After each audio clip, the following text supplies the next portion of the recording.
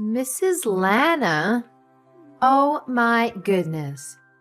Can you believe what I just discovered?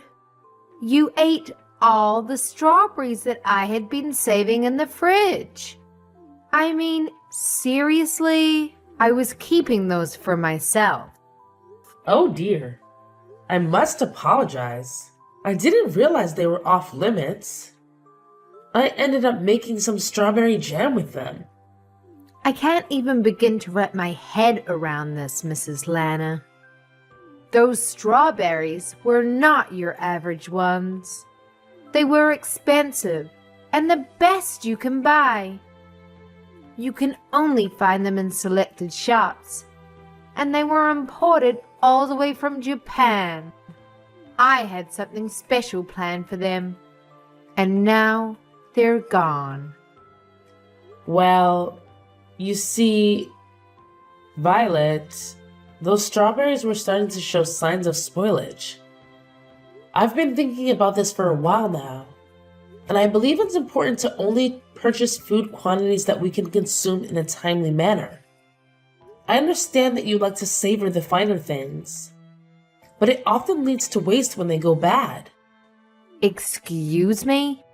Did I ask for your opinions on my eating habits? I don't need to hear anything from someone who can't afford to enjoy the finer things in life. You wouldn't understand the joy of cherishing these delicacies. Are you seriously calling me poor? Ugh, this is so frustrating. I can't take this anymore. I only agreed to move in with you because Steve promised me numerous benefits, but all I've experienced is stress. And what's worse, you help yourself to the nice things I buy without even asking. On top of that, you only contribute to a small fraction of the rent. And to top it all off, you don't even appreciate your daughter-in-law, despite everything she does for you. I'm sorry, but what exactly have you done for me? I let you live with me. I graciously opened my home to you. Didn't Steve mention that he wanted us to live together before the two of you got married? That's beside the point. I can't take this anymore. I've reached my limit. I've decided that I'm done playing the role of the sweet, submissive housewife. From now on, I'm going to prioritize taking care of myself and my own needs. Have you ever really been kind to me, Violet? You claim to be a devoted housewife, always trying to impress Steve. But the truth is, I'm the one who ends up doing most of the housework while you lounge on the couch, endlessly scrolling through your phone. Shut your mouth, you peasant. Don't you dare speak to me like that. You need to keep in mind that the only reason that you have a place to live is because my husband and I are kind enough to provide for you.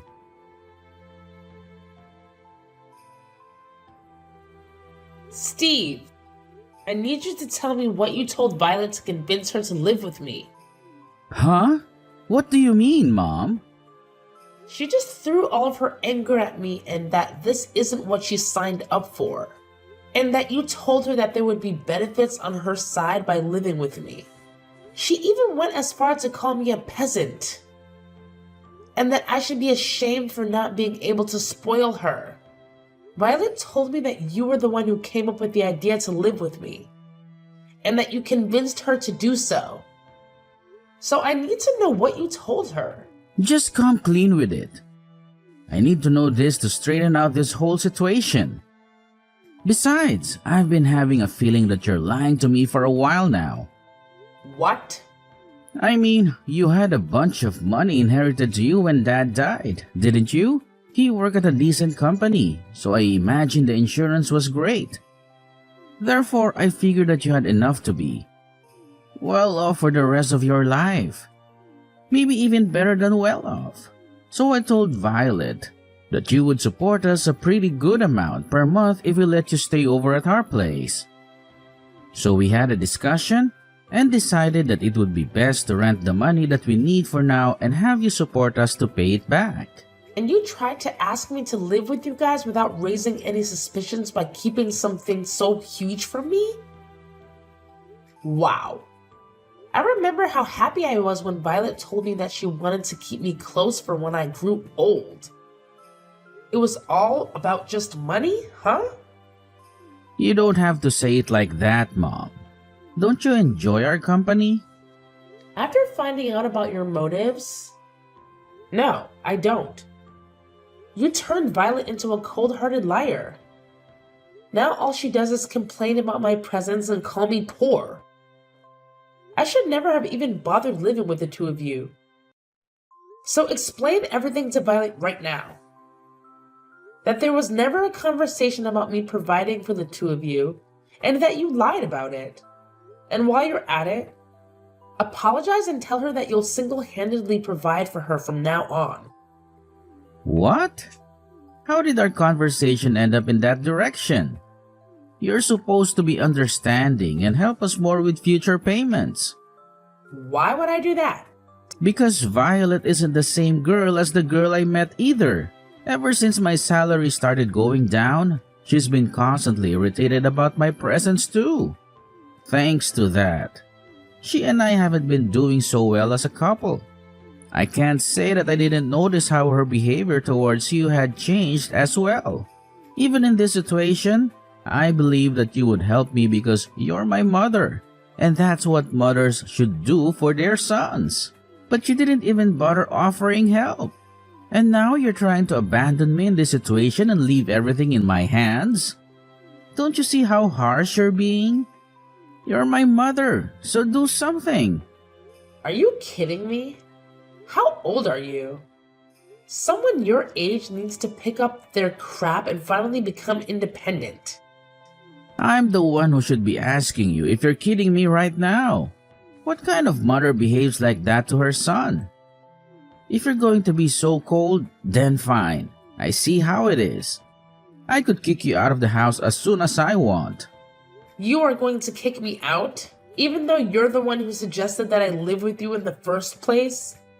If that happens, you're going to be in big trouble, aren't you? You sold our house and all of the land that you owned before moving in with us. You have nowhere to go back to, right? You don't want to become homeless at that age, do you? All you have to do to avoid that outcome is to stay in that house and keep paying your rent to us. I can't believe this. You're threatening me. I've raised my son into a monster. Come on, I'm just negotiating, Mom. Besides, you still have the money that you earned by selling our old house, don't you? I'm sure it wouldn't hurt to pay a little bit of rent every month. I look forward to our business together. We couldn't have had such a nice house without you. So thank you for your support.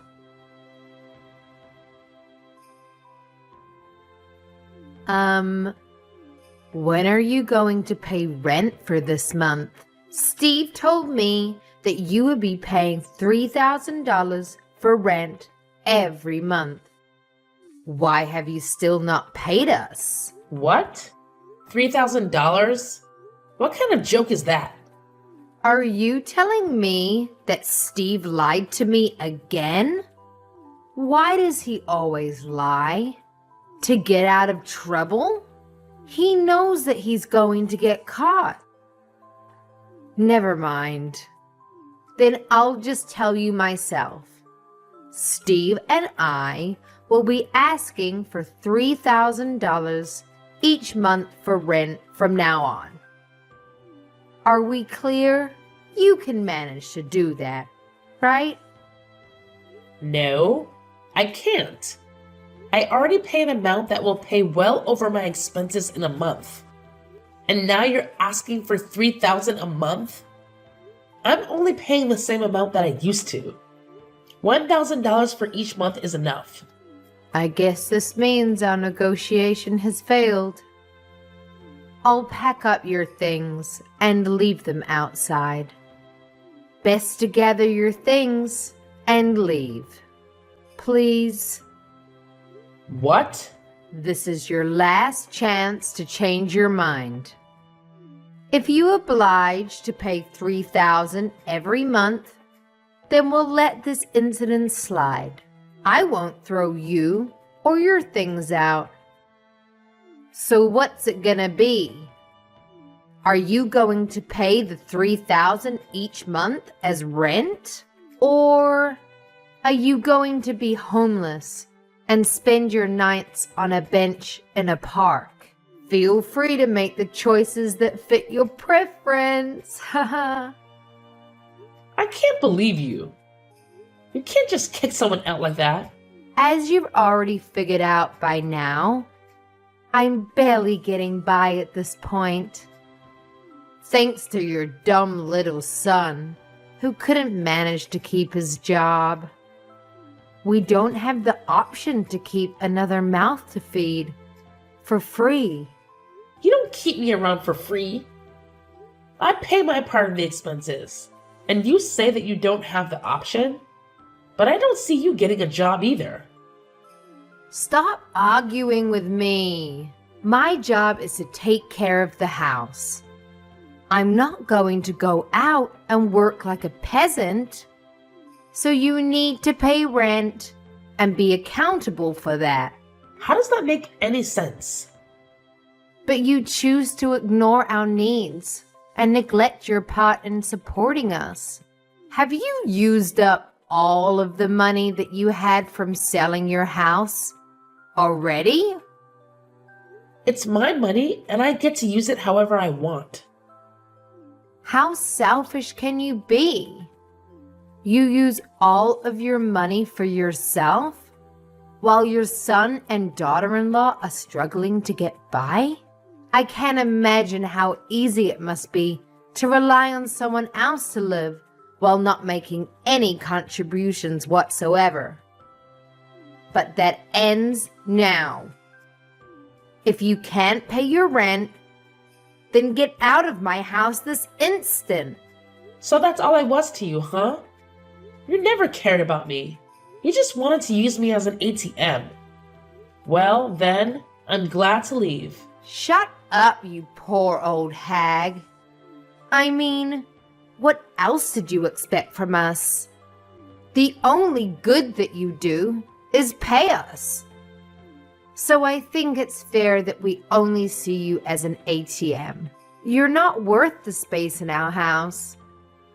You need to leave and never show up ever again.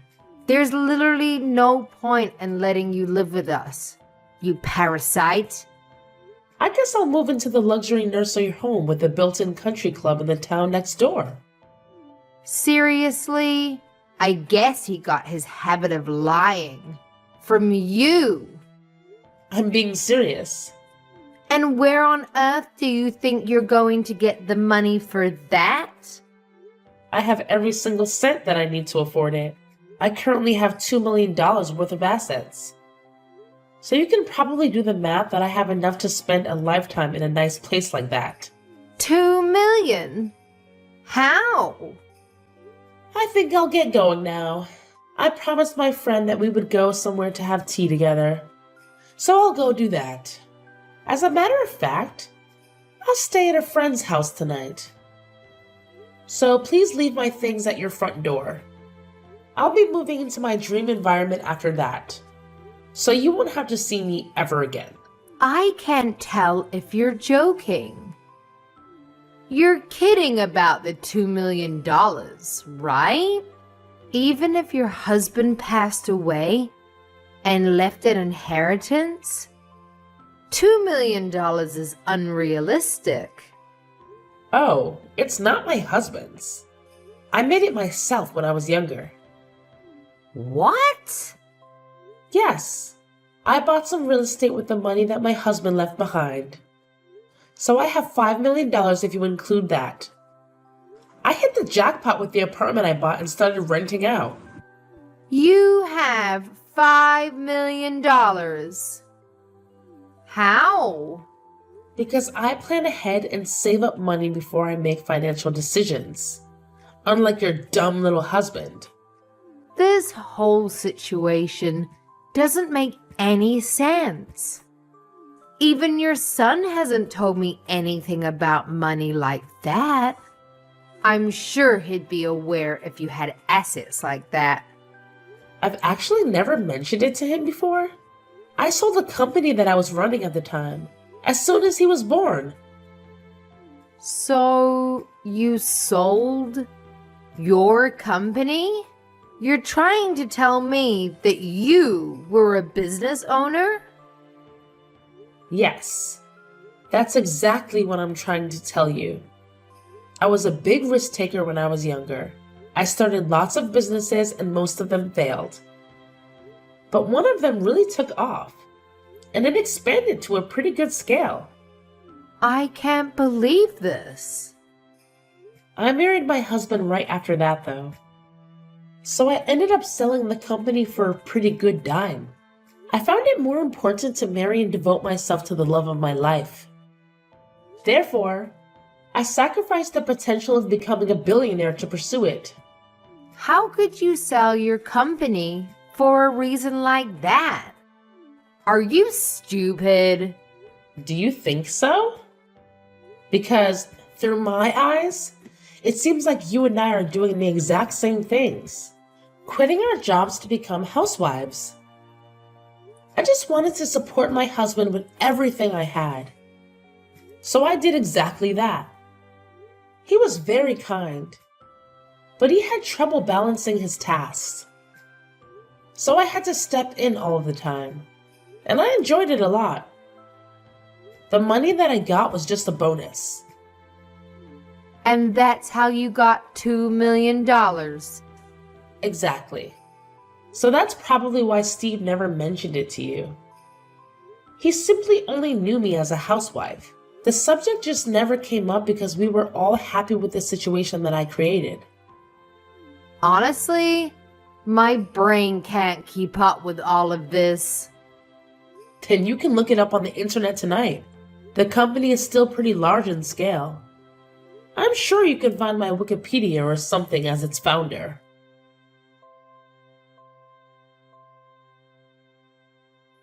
Mom? What do you mean? You used to own a business? Why did you never tell me about this? And your savings?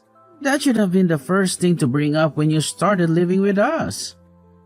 Let me ask you this. Why would I have to tell you what my savings are? In fact, why should I even financially support you? Are you serious? Yes, I'm serious. This is my money, so I get to use it however I want. Is there some type of law that obligates me to help you out because I'm your mother? But I'm your son. Isn't helping me out when I'm struggling the normal thing to do? You don't get it, do you? I'm not going to help you. Especially because you're my son. I care for you, so I need you to learn how to keep going on your own. Come on, Mom. Don't be like that. Look, I'm sorry about all of the things that Violet said to you. I really am. And I'll make sure that she understands her faults too. So can you please come back and live with us? Violet is saying she'll do all the housework from now on. And I'm sure things are going to work out this time. All you need to do is support us the way you always did. And all are going to be well. Sorry, but I just finished signing up for the nursing home that I was talking about earlier. So no, I won't be moving back with the two of you anymore. What? Have you already finished signing up? I mean, I can't just stay at a friend's house forever, can I? The place I'm moving to has a whole building to itself. So I'll be spending the rest of my life shopping and sipping margaritas next to a pool. My friend even said that she's moving in with me. So we'll be having the time of our life. They own a whole building? And a country club is inside? How much is that going to cost you? You could have so much money living with us instead. I'd rather use everything I have on myself than let you two parasites steal from me. I hope you and Violet live happily alongside each other. Don't mind me anymore. This poor old hag will be living in a beautiful nursing home with everything she needs to be the happiest she could be.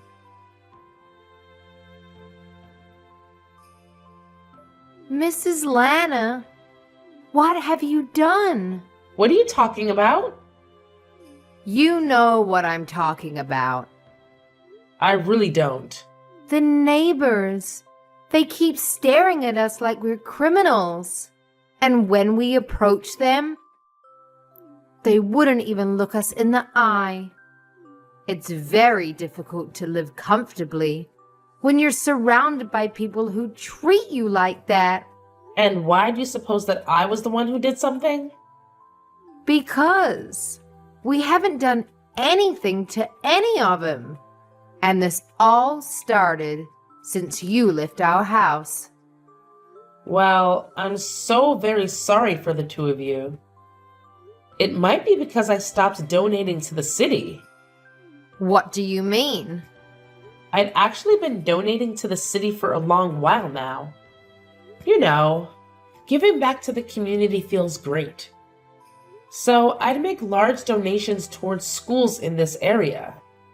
I also donated all of the money that was used for the furniture of the city hall.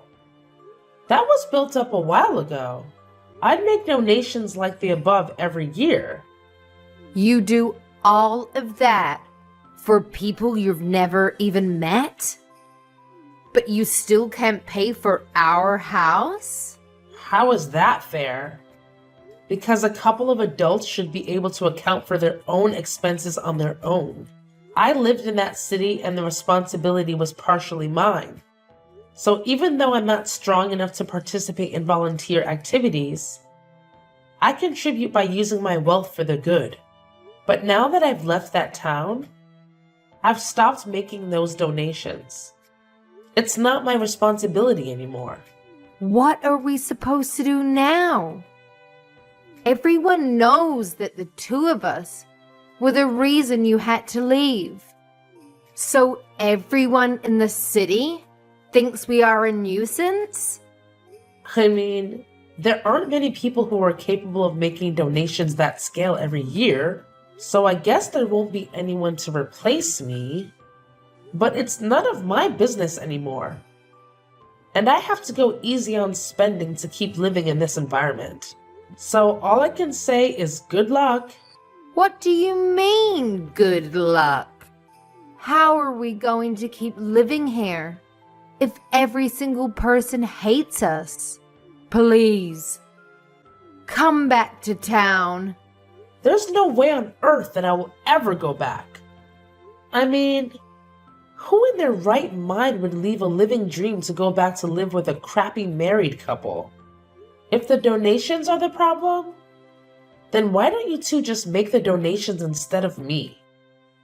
It feels amazing to be able to give back to your community and be appreciated by the people at the same time. I think I've always had a thing for taking care of others. Then take care of us too. Please. Why are you so cold to the two of us? Because it's my policy. I only like to take care of people who I like. Do you not like us? No. I like everyone in that city because they supported me a lot. When my husband first passed away, I had to start raising Steve alone. That's when I decided that I wanted to start making the donations. I'm proud to say that I can probably make any type of sacrifice for the people who I love. But I can't do that if I hate you, right? I don't want to pay a single cent for the two of you. You hate us that much? Your own son and his wife? Yes. Even a grandchild wouldn't convince me to bring the two of you into my life ever again. I can't believe you just said that. Boo-hoo! I know it'll be tough, but I hope the two of you get up on your feet and try to make it work there. Now, I'll have my afternoon tea on the terrace with my friends. Goodbye.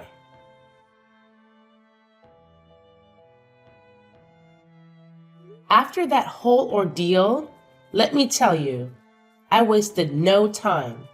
I immediately scheduled a meeting with my lawyer, and together we crafted a rock-solid will that laid out my final wishes. You know what I decided? I made it crystal clear that every single penny in my name would be donated to non-profit organizations from all corners of the globe. Talk about making a difference. As soon as I sent out the letters notifying these incredible organizations about my intentions, something amazing happened. Steve and Violet, the dynamic duo who had been bombarding me with desperate emails, suddenly went quiet. It's like a switch had been flipped. And they finally realized it was time to step up and take charge of their own lives. Can you believe it? Steve, bless his heart, decided to hit the books and buckle down on his studies. He knew that earning a certificate would be his ticket to that sought-after promotion at work. I have to give credit where credit's due. He really put in the effort to better himself. And Violet? Well, she surprised us all by snagging a part-time gig at a local cafe. That's right. She's finally out there hustling and bringing in some extra dough. But here's my thing, my friend. Despite their newfound determination, it seems the city gossip mill is still churning away. People love to talk, don't they? They're whispering all sorts of not-so-nice things behind Steve and Violet's backs. It's a shame, really. But you know what? They're not letting that get to them. They're putting on a brave face and doing their best to earn back their rightful place in the community. I genuinely hope that everything works out for them. I hope they can look back one day and feel a sense of pride in what they've achieved. Life has a funny way of throwing curveballs at us. But sometimes it's those very challenges that push us to grow and become better versions of ourselves. So here's to Steve and Violet.